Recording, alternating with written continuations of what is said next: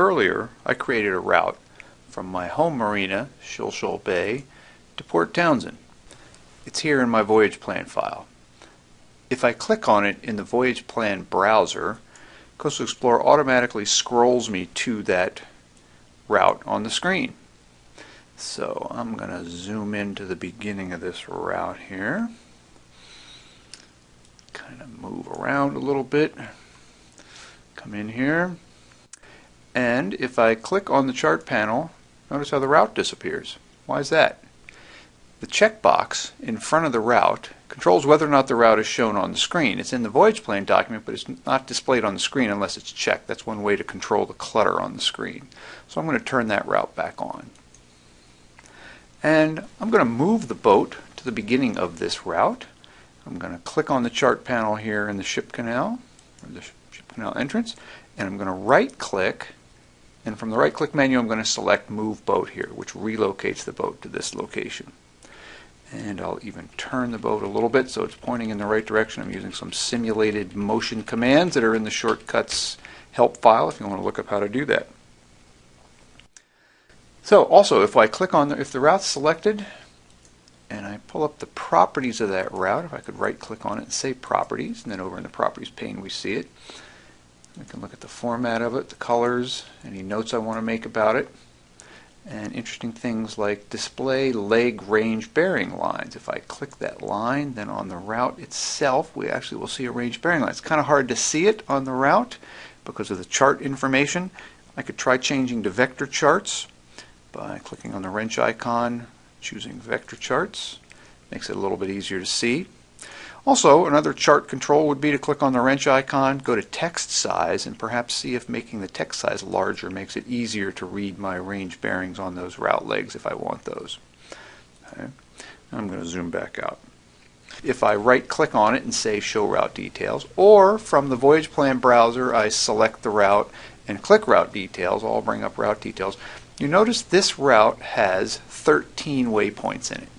Some of them have numeric names, some of them have text names, real names. The waypoints with the 3-digit text names are known as unnamed waypoints. Their name, when the name is a numeric, a 3-digit numeric value, Coastal Explorer considers that unnamed. We'll see how that comes into play shortly. But when I first created this route and then added and fine-tuned it, I eventually wound up with 13 waypoints from Shilshole to Seattle. So I'm going to close the route browser here.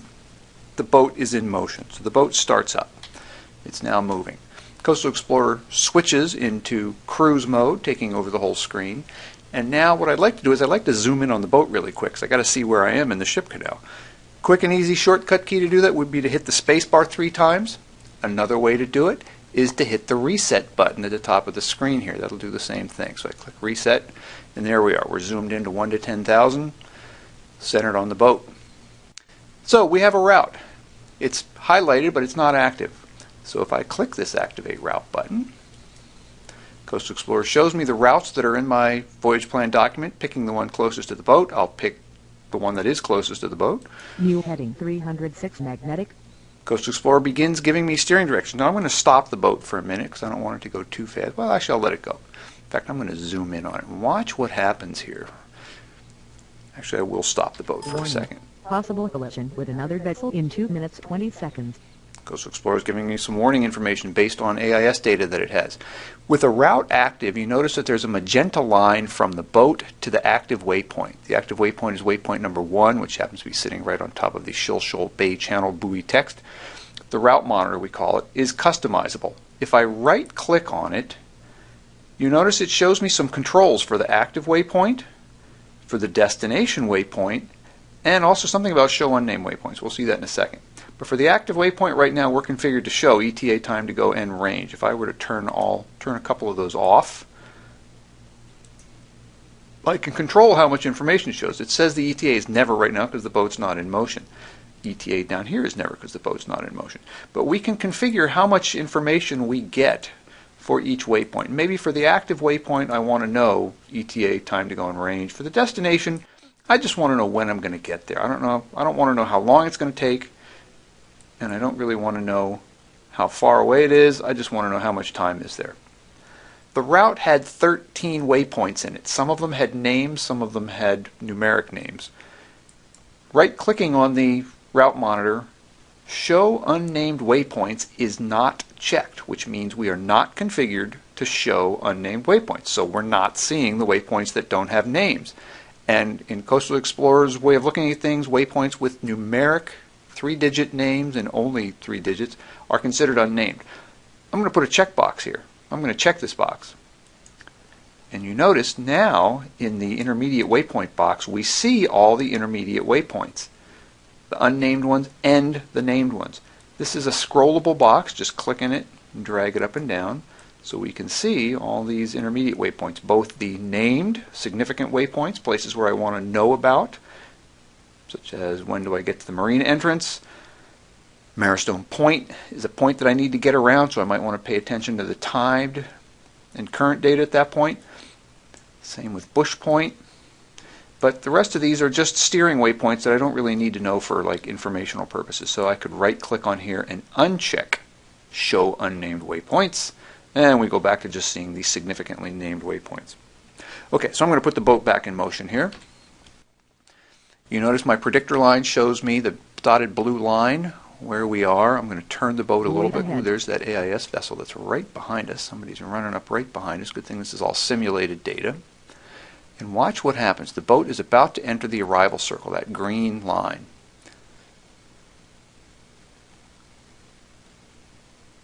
Arrived at waypoint 001. New heading 307 magnetic. I'm going to stop the boat again. And you notice it activated waypoint 2. The dot in the middle of the boat, I'll zoom in so you can see it. There's a dot in the middle of the boat. That's where Coastal Explorer thinks the GPS is. It thinks it's in the middle of the vessel, if it doesn't know otherwise. When that dot crossed the boundary circle, this green line, Coastal Explorer considered the vessel to have arrived at waypoint 1, so it switched to waypoint 2. So I'll put it back in motion here. You can go to the cruise mode menu, click, which gives us access to the planning mode menu, and I can go to the main menu, go to options, alerts. I could turn off voice alerts if I wanted to, or turn off various voice alerts that we get, boundary crossings, course updates, cross-track air obstacles, those kind of things. But we can turn those on or off. I'll leave them on for now because I think they're kind of fun. Collision with Triumph in 2 minutes 41 seconds. Let's say I want to bring up my route details. I can double-click on my route. It brings up the route details panel. Maybe I want to add a waypoint name here. Maybe for some reason I want to change the name of waypoint 3. I'm going to stop the boat again. Click waypoint 3. Maybe actually waypoint 4 is the one I want to change. So I'll click waypoint 4. It shows it to me on the screen. That's Richmond Beach. Maybe I want to change the name of that waypoint. If I just click on the waypoint, go to the properties panel, I can change the name. So I have just changed waypoint 4 from being an unnamed waypoint to being a named waypoint. So it will now show up in my route monitor. Richmond Beach, there it is. Earlier, I created another instrument panel, Route Info. I created it by right-clicking on the space underneath the bottommost instrument panel and selecting New Task Pane, and then right-clicking on that and giving it a new name. And in Route Info, I just put an Activate Route button. One of the reasons why I did that was because in my primary instrument panel, when I activate a route, 307 magnetic, crowded instrument panel, it's already got a bunch of stuff in here, so I wanted an instrument panel dedicated to just route information. Now, some other things that I like to put in an instrument panel, which make it easier to manipulate routes, are a few more instruments. I'm going to right-click and add another panel. And in the Add Instrument panel, I'm going to add a cross-track error button, or control. I'm going to add a Reset Cross-Track Error button. And I'm also going to add a Deactivate Route button. And then I'll close my Add Instrument panel. So now I've got a couple of new instruments here. And actually, I want these at the top of the screen. So to rearrange the instruments in an instrument panel while holding down the Alt key, I simply click and drag on the instrument I want to move. So I want my cross-track reading at the top of the screen. I want my reset cross-track right up below that. And I'll have my deactivate route button up there. So I just held down the Alt key and then clicked on each one of those instruments and moved it around. Once a route is active, how do you deactivate a route? One way to deactivate a route is to right-click on it and select deactivate route, but that means you got to right-click on the route. Sometimes that's hard to do when you're bouncing around. So by adding this instrument over here, deactivate route, I can deactivate it just by clicking a button. Click it, the route is no longer active, so the route monitor closes and becomes just the activate route button with route monitor above it. So I'm going to activate that route again. New heading 307 magnetic. And you notice if I zoom in so I can see what's going on here, Coastal Explorer is showing me there's a little steering arrow coming off the bow of the vessel saying I really need to turn to port to get back to my course if I want to be on the course line itself. If I zoom out, I can see where I'm going there.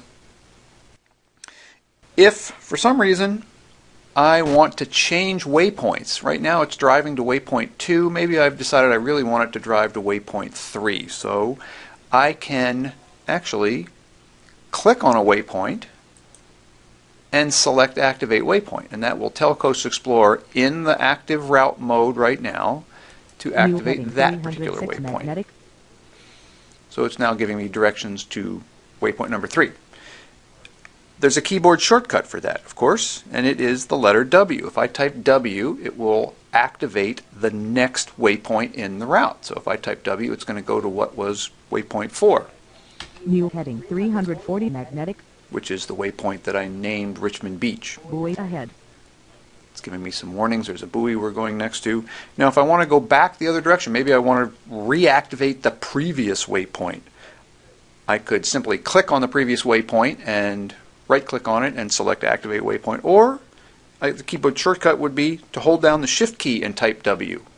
New heading So the letter 305 W takes you magnetic. to the next waypoint. Shift W takes you to the previous waypoint. So I'm going to deactivate my route. And I'm going to zoom out and scroll all the way up to Richmond Beach where we were before. And let's say I was on my way up here and I've got the boat here, and for whatever reason we decided to go off of our intended course to go look at something on the shore. In fact, maybe we saw something there, something really interesting, and we want to create a mark so we'll remember about that. I click Event, and it inserts an event, which is a special kind of mark that's time-stamped, and we can come back and make notes about that later. So now, here I am. I'm in the middle of a route, really, and I activate this route. New heading 269 And Coastal Explorer magnetic. picks the closest waypoint. Tries to estimate which waypoint to use, and it picks that one. I need to make a little turn here so I don't have a problem with the Andrew Foss. And perhaps at this point I don't really want to be going to that waypoint. I want to go to the next waypoint. I want to go in a straight line to the waypoint we put way up here by Buoy SE. If the waypoint Coastal Explorer activates when you activate a route isn't the one you want, once the route is active, right-clicking on the intended waypoint and selecting Activate New Waypoint heading tells it we have 327 magnetic. tells it which waypoint we want it to activate. 0 point. I'm going to turn so we're not going to collide with the Andrew Foss. And that's why I wanted this Reset Crosstrack button, because right now it's telling me that I'm way off of my intended route, so the crosstracker is way too high. So I'm going to click this Reset Crosstrack button. Back on course. Clicking the Reset Crosstrack button fixes that problem. So now we're driving to our intended waypoint. All right, well that's it. Thanks for exploring Coastal Explorer with us.